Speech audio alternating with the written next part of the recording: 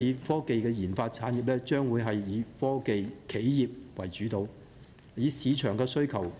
作一個導向，提供合適嘅配套設施，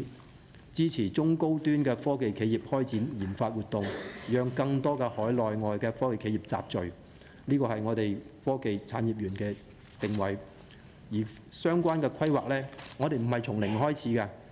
事實上，澳門係擁有4所國家重點實驗室，已經係多年㗎啦，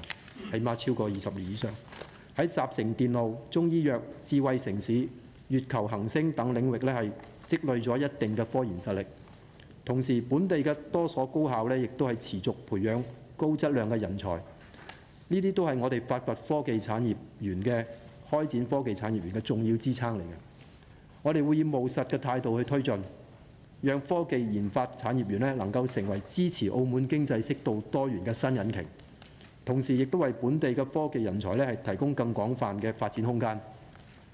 關於科學園嘅選址問題，目前政府仍係進行全面嘅評估，我哋會綜合考慮土地嘅資源、產業嘅佈局、交通嘅配套等多方面嘅因素。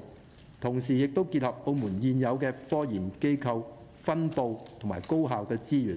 確保選址係能夠最大程度咁樣發揮協同效應。另外，為咗滿足短期內引進目標企業嘅空間需求，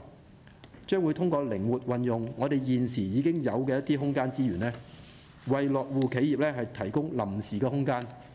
讓相關嘅企業能夠先行落地並且開展研發嘅活動。